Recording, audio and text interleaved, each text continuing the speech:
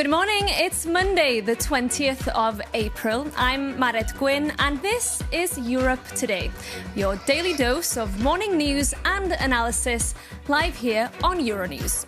Coming up on today's show, Bulgaria's Russia-friendly former president Rumen Rade and his progressive Bulgaria party have won a landslide victory in Sunday's parliamentary elections. The latest estimates suggest he's around 30 points ahead of his nearest rival. We ask what the result means for Bulgaria and for Europe. And the EU and the incoming Hungarian government have agreed to work together to swiftly release billions of euros in EU funds to Hungary. Meanwhile, outgoing Prime Minister Viktor Orbán has hinted he could lift his veto on a 90 billion euro loan to Ukraine if Russian oil flows resume this week. We'll bring you all the details. And Tehran has, quote, no plans for now to participate in a second round of peace talks with the US, expected today in Pakistan, according to Iranian state media. It comes amid a deepening standoff over the Strait of Hormuz and amid reports that the US earlier seized an Iranian-flagged ship near the Strait. We'll have more details. But first, we're taking you to Bulgaria, where the former president, Rumen Rade, an EU critic who has been described as sympathetic to Russia, has won a convincing victory in Sunday's parliamentary elections. His centre-left coalition has vowed to stamp out a, quote, oligarchic governance model after years of political gridlock in the country.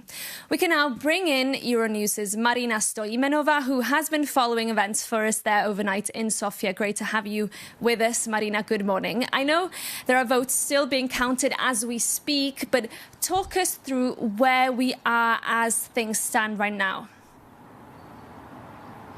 Good morning from Sofia, Marat. Indeed, the results are already shaping up to be extremely interesting here. Although the counting is still underway, one thing is clear. Rumen Rade, the former president who stepped down in January, is winning the elections and more.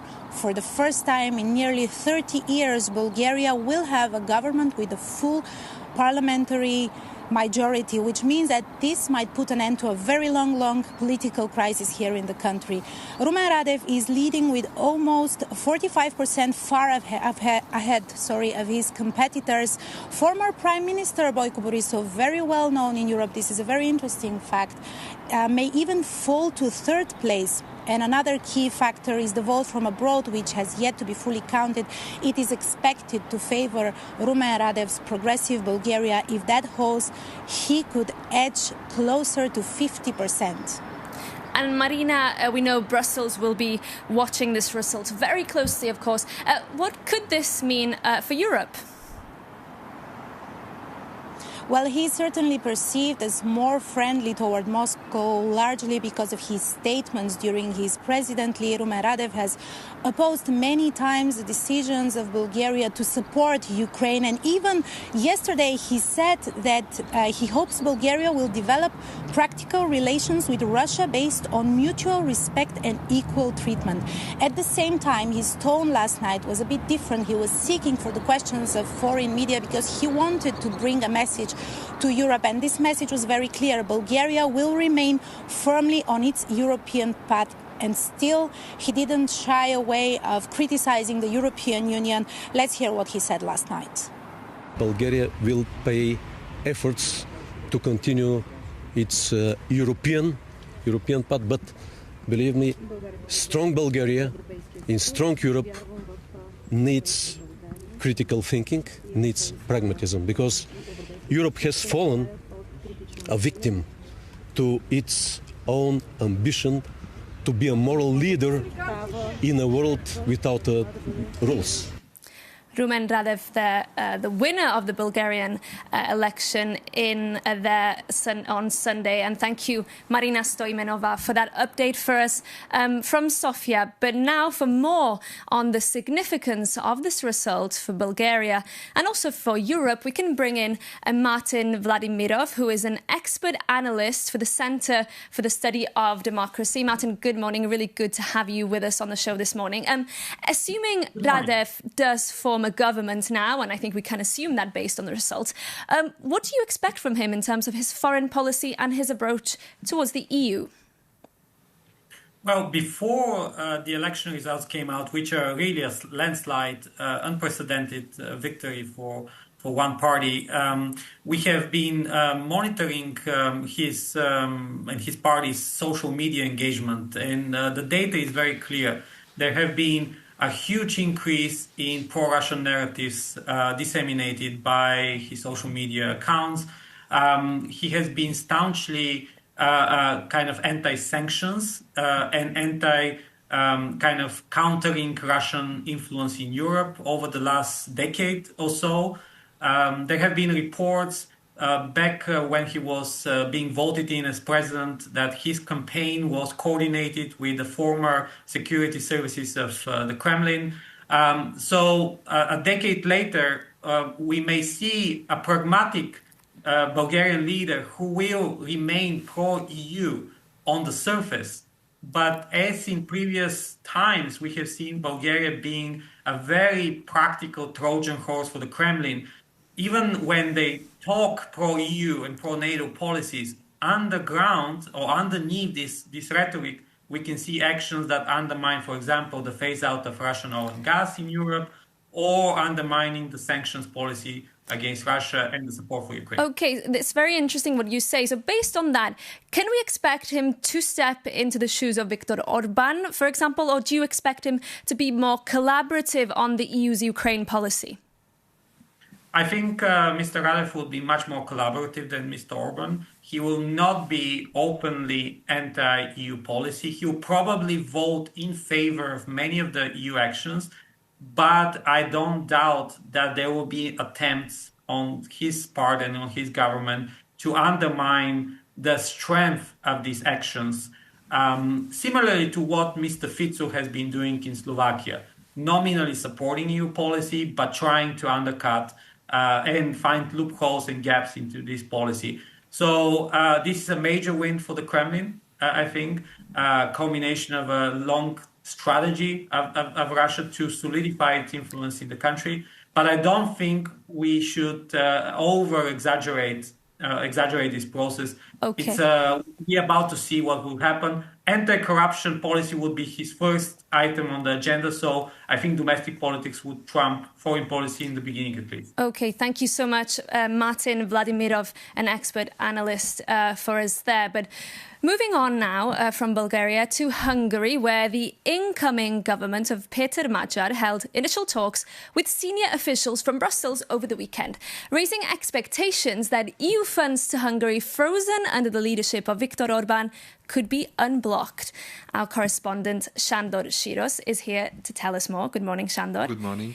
Listen, I know you've been speaking to officials about these talks over the weekend, which are quite significant. Tell us more. Yes, it's a very unusual and very symbolic visit in my view, because I have never seen a European Commission delegation visiting a country and not sitting down with the actual government, but with party officials who are trying to set up a government in 1 month.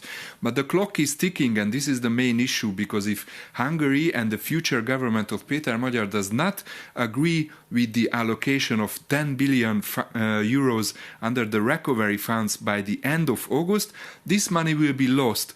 But now what we have seen over the weekend is that both parties, the Commission and the TISA party, is willing to work to find a solution how to get these funds for Hungary.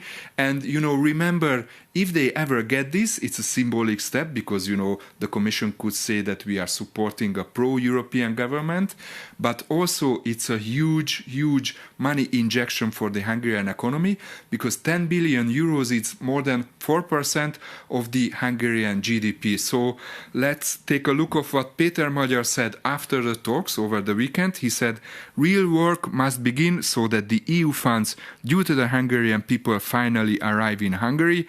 The consequences of the mistakes and crimes of the outgoing government will not disappear overnight. And Sándor, at the same time, Viktor Orbán hinting he could in fact lift his veto on that 90 billion euro EU loan to Ukraine. Yes, exactly. So Orbán tweeted yesterday that he received information that Ukraine could resume the oil flows via the Druzhba pipeline.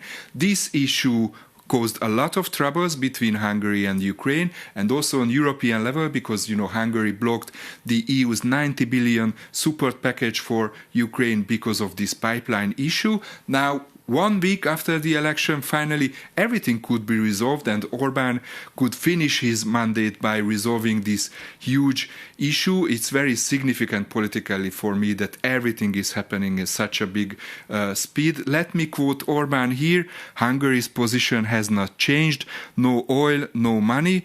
Oil deliveries are restored. We no longer stand in the way of approving the loan. Now, the next question is what Péter Magyar will do with the Russian oil and gas supplies.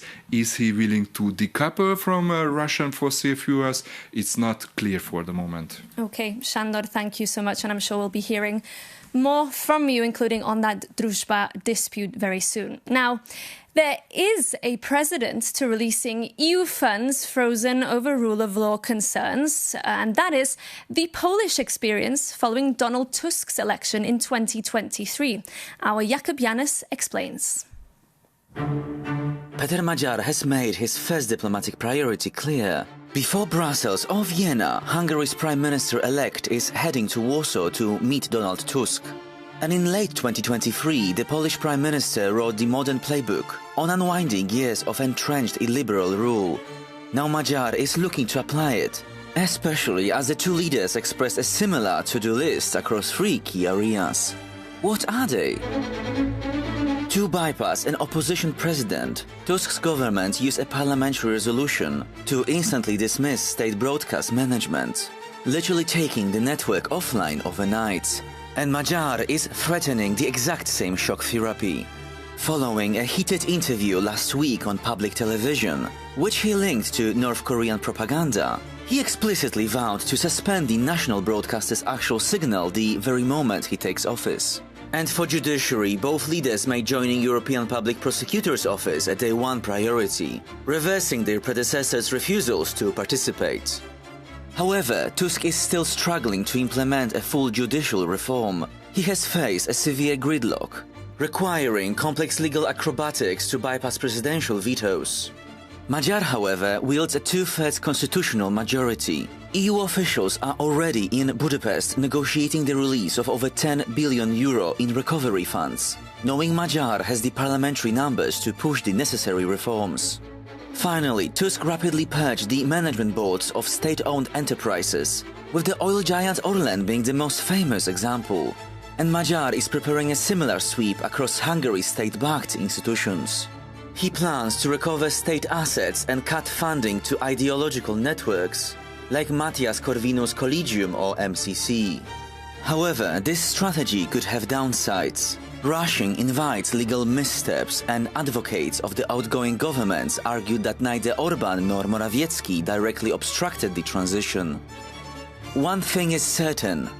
From illiberal to liberal transitions, the new approach seems to rely on shock therapy to dismantle the old system overnight.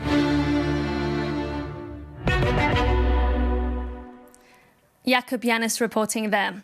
Now to the Middle East next, where Iran is yet to confirm its participation in a second round of peace talks with the US in Pakistan. It comes amid a deepening standoff over the passage of vessels through the Strait of Hormuz. For more, we can bring in our correspondent in Dubai, Jane Witherspoon, who's standing by for us. Good morning, Jane. Good to have you on the show again. Reports this morning that an Iranian-flagged ship has been seized by the US near the Strait. Tell us more. Good morning. Yes, US forces have seized that Iranian-flagged cargo ship in the Gulf of Oman. It was the ship called Tuska. Video released by US Central Command showed USS Spruance issuing warnings to the Iranian ship to stop. They ignored and was subsequently fired upon. Now US Marines have custody of that vessel. Of course, President Trump took to his social media to share the news. And this comes obviously only a few hours after accusations of ceasefire violations in the Strait of Hormuz were made. Iran's military have said that they will be responding soon. They're calling the seizure an act of piracy. And again, this is going to cloud the chances of further peace talks happening in the region. Jane, briefly, we're also seeing intensifying diplomatic contacts between European leaders and leaders in the region.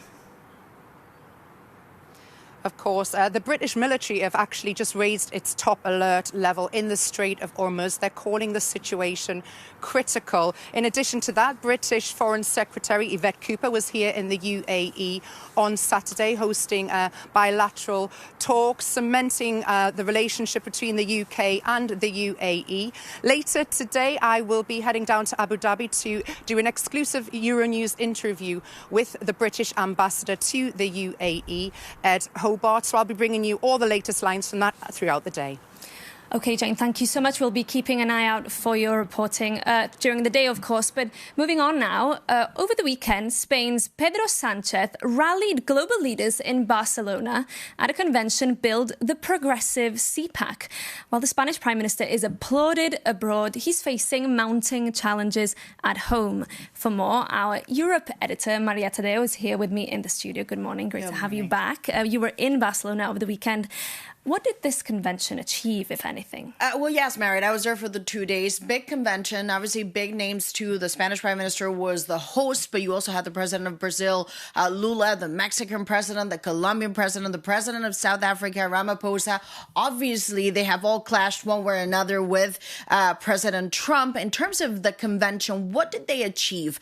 I would argue they achieved a photograph, a moment. And that, obviously, we're seeing there in the pictures. That matters in politics because politics is about the optics and it's about the symbols too. And ultimately, coming out of this convention, what they argued is that there is an alternative to global MAGA, which of course they suggest is fueling hate, sexism, war, tariffs, commotion in the world. So I think what they've shown now is politically the pendulum has really shifted from the left to the right. And they're seeking now to say, look, there is an alternative and perhaps we can now bring that pendulum back to progressive ideas. It was also relevant because over the weekend, and perhaps we can put it up on the screen, there was a battle of rallies too in Europe. In Madrid, there was an opposition rally that took place in the capital city, but also in Milan, there was a rally of the far right of the European Parliament, so the hard right in the European Parliament, going from Jordan Bardella to Matteo Salvini, saying the complete opposite, that Europe is now facing big issues with illegal migration and security. But the goal of this convention in particular,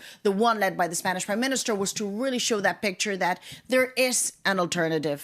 And at the same time, Maria, Spain leading calls to review or even suspend the EU's broad association agreement with Israel. Yeah, indeed. So that was another idea put forward by the Spanish Prime Minister, who's obviously trying to boost his profile in international politics, suggesting yesterday that Spain will present tomorrow at a foreign affairs meeting the idea of suspending now fully this association agreement with Israel. Obviously, this is not a new idea. It has been pitched in the past. It always hits a wall. Even the idea of a partial suspension has been complicated. But again, a lot of this is about the image of the Spanish Prime Minister. This is an idea that plays very well with the European left because it is incredibly critical of Netanyahu. And for the Spanish Prime Minister, it's also a way of changing the conversation. The past week, it's been very difficult on a legal basis for Pedro Sánchez. His wife, his brother, obviously are all facing legal issues. And he needs something that can really catapult his profile going into 2027. I spoke with his entourage